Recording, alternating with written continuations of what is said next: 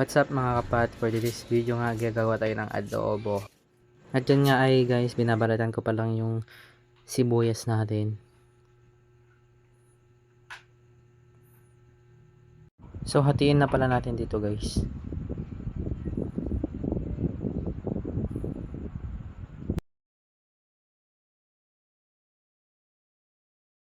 So isunod naman natin tong bawang.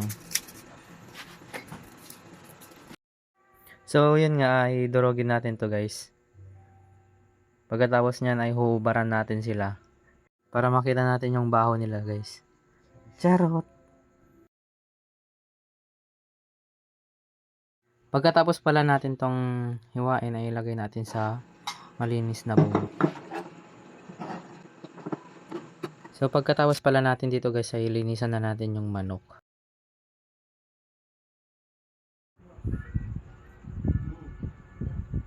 So hiwain na po natin yung manok, ang ating manok. Kawawa ka naman, mahati ka na. Ayan. Hiwain lang po natin sa malalaking hiwa.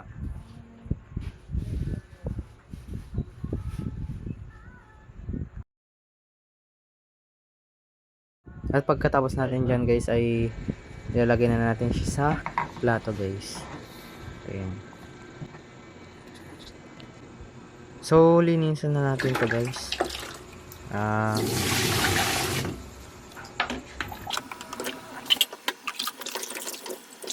Hugasan po pala natin ito ng dalawang beses lang. Diyan, hindi ko na binidyo yung pangalawa kasi alam niyo na, para hindi may story. So pagkatapos natin hugasan guys, magpainit na tayo ng kawali.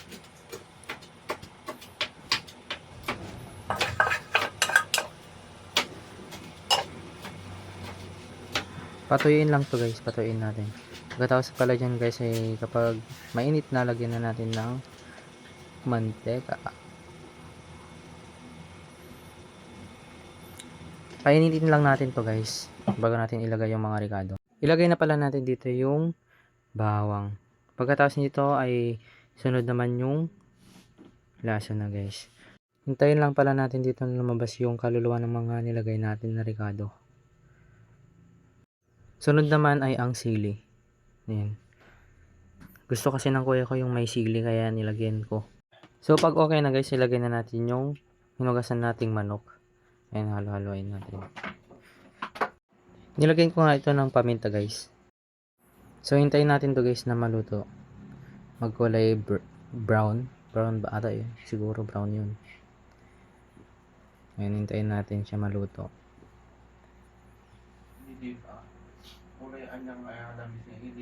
Pag okay na guys, lagyan na natin ng soy. Ayan. Kalahati nga lang pala yung nilagay ko, tapos lagyan po natin ng patis. Para mas masarap. Pampatanggal lang yun ng lansa. So tapkan lang po natin ulit. So lagyan pala natin dito guys ng dahon ng laurel. Sunod na natin yung nor cubes. Lagyan ko nga dito ng nor cubes guys. So haluin na natin to. A few moments later.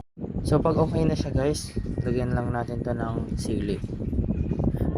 Lalagyan ko na rin siya ng suka.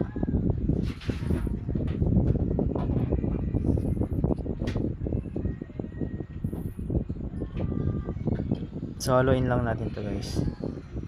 So pagkatapos natin dito guys, lagyan na natin ng asukal. Para sumarap ang ating adobo. Kasing sarap ko lang. Charot! So medyo okay na siya guys. So titikman na natin siya. Okay na pala siya guys. Malambot na yung karne. So dahil luto na siya guys, iahon na natin siya sa kahirapan. Ilagay natin sa malinis na bowl.